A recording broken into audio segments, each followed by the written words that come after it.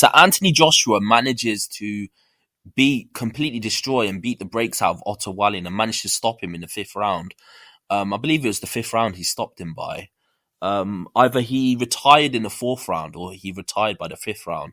Towards the last two rounds, he was really putting it on him and was really piecing Otto Wallin up. And I think this is one of the sharpest he's ever looked.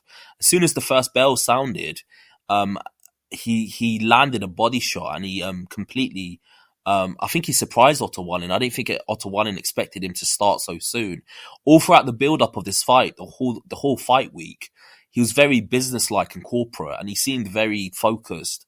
And I think he knew what was at stake. Like he was going to have a potential fight with Deontay Wilder. Obviously, that's fallen through the cracks now because Deontay Wilder lost to Joseph Parker. But I think in his own mind, he was thinking he was taking his fight as seriously as if he was actually fighting Deontay Wilder for a crack at the title, like a title eliminator. I mean, the seriousness that he had coming into fight week, even the way he walked towards the ring, I mean, he looked like he was a man on a mission and full of purpose. And then as soon as he got into the ring, there was no charade, there was no extra flair or anything. He just seemed like he was purely businesslike and cold and stoic. The way he carried himself was very similar to the way Dimitri Bivol carried himself before the fight against Lyndon Arthur, just cold and stoic, and just seemed like he wanted to get on with it. As soon as the first bell sounded, he started off with a very good jab, and I think he landed a right hand to the body, and then from onwards he just kept piecing him up. He just kept landing straight shots. I think Anthony Joshua, when he keeps things simple, keep his hands up and just throw straight shots and just keep it generally simple. He does seem to be in his rhythm then, because he is quite an upright fighter, and he seems like the textbook method just seems to work for him. And when he lets his shots go, he's not a combination puncher per se, but he point scores, but he doesn't let combos go. He's not like a Dimitri Bivol that will throw 20, 30 punches in a row. But the 1, 2, 3, 4 punches that he does land, they're quite effective. And I think he's very selective in terms of his punch selection and where he's going to let his punches go. And he makes sure that he tries to maximize the power as he let his punches go. And I feel like Otto Wallin definitely felt them punches. Towards the fifth round, when his coach threw in the towel, I think it was mercy, because I think if the fight went into the sixth and seventh round, I think Anthony Joshua would have definitely stopped him. I think he was on the verge of stopping him, and him throwing in the towel the way he did was almost like a mercy. This is a very impressive performance, because if you look into it, Tyson Fury's performance against Otto Wallin pieced Tyson Fury up. And to be honest with you, if that fight happened in neutral territory and the main attraction of the show wasn't Tyson Fury, that fight I think would have been stopped, because that cut that he had on his face, Tyson Fury had, was very drastic, and it was enough to warrant the fight being stopped, because the fight was competitive before that. If you want a reference of a fight like that, watch Lennox Lewis versus Vitaly Klitschko. Obviously, that fight got stopped because of cuts on his face, and it's very similar to that in a sense. I think that fight was could have been stopped, but because Tyson Fury had his fight with Wilder straight after Otto Wallin, they could not have allowed that to happen because of the politics of boxing. But if that was a neutral fight on neutral territory, that fight could have been stopped, and Otto Wallin could have had a victory over Tyson Fury. So the fact that Anthony Joshua has managed to stop him is quite impressive. I mean, he's managed to completely beat the brakes out of an opponent that gave Tyson Fury so much trouble. So in terms of their rivalry, this bodes well for him in terms of that.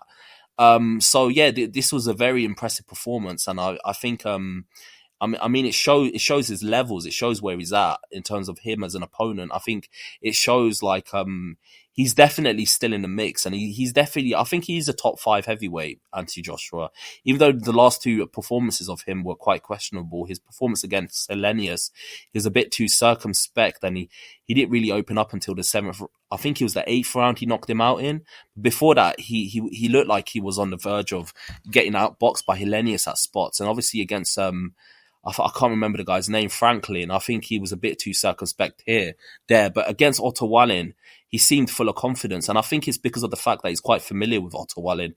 He beat him twice in the amateurs, and I think he sparred countless rounds with him. So that's where that level of confidence come from. To be honest with you, a lot of fans have done a complete 180, and they're suddenly putting Anthony Joshua as a top heavyweight, and they're saying he would have beaten Wilder and stuff. I still got to see more. This is a great performance that he done against Otto Wallin, no doubt about it. But the fact is, I don't think it erases his several other performances. Obviously, he didn't look too impressive against Hellenius. He looked a bit too circumspect against Franklin. And obviously, before that, he had two back-to-back losses to Usyk. So just because he's had one great performance against Otto Wallin, it doesn't reverse all the questionable performances he's had before that. So in my opinion, we still got to see more. If he can have several good performances back to back, then we could start to forget about his performances before that. But just because he's had a great performance against Otto Wallin, who might have been a style that was kind of tailor-made for him, it doesn't mean that we've got the old AJ back. But at the same time, I will say that it's a step in the right direction. He seems more confident. He seems sharp. He seems focused. He seems like he's looking forward to the future, and he seems like he's found his soul again. Because for a few fights before this, he looked like he was a bit lost.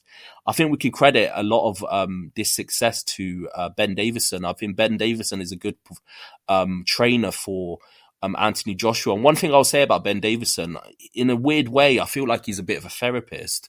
If you look at Tyson Fury had Ben Davison in his corner for his first two fights back. And let's be real, Tyson Fury was going through a bit of a professional and personal crisis at that point. I think he was like 10 stone overweight. He had to lose all of that weight, and he had to get back into the swing of things of being a competitor within the heavyweight division, because he was going to go in there in 3 fights against Wilder.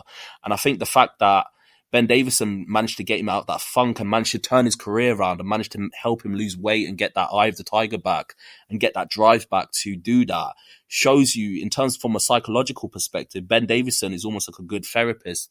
If you need to turn your career around, I think he's a good coach or trainer to go to, because I think he can help you see positive ways that you can actually change your career trajectory and the path that your career is going down into a more positive career. I mean, look at Lee Wood. Lee Wood at that point, I think he had a few questionable performances and losses, and then he went to Ben Davison, and now look at him. He's a 2-time world champion, and he's beaten very good fighters. And now the same transformation seems to be happening with Anthony Joshua. After one fight with Ben Davison in his corner, he seems like he's full of confidence and gusto, and he seems like he wants to take on the world. So I know people have a lot of criticisms of Ben Davison, and fair enough, you got your criticisms of him, but he seems to be a good trainer in terms of turning fighters around. When fighters are going down when they go to Ben Davison, it seems like he finds a way to actually turn their career trajectory in a positive light. So we need to give credit where it's due. I think he has done a good job with Anthony Joshua in just one fight, and obviously we've seen what he's done with Lee Wood. We saw how he turned Tyson Fury from his depression to, in my opinion, beating Wilder in their first fight. So, yeah, I think it's a very good performance from Anthony Joshua, but we still need to see more, and I'm not still sold on him. Just because he gave a great performance against an opponent that was tailor-made for him doesn't mean he's on top. We still got to see more. We need to see like a bit of a resume, a bit of a build. Like, we need to see him give more good performances, and then we can get a good gauge on how good he is. So tell me what you think below. Maybe you think I'm being a bit too harsh. Maybe you think I should be putting Anthony Joshua as a top 3 heavyweight already. I'm not. I'm just seeing it as it is. He's gave a great performance, but we still need to see more, in my opinion. Tell me what you think, and like and subscribe to the channel. I've got a lot more content coming your way. Peace.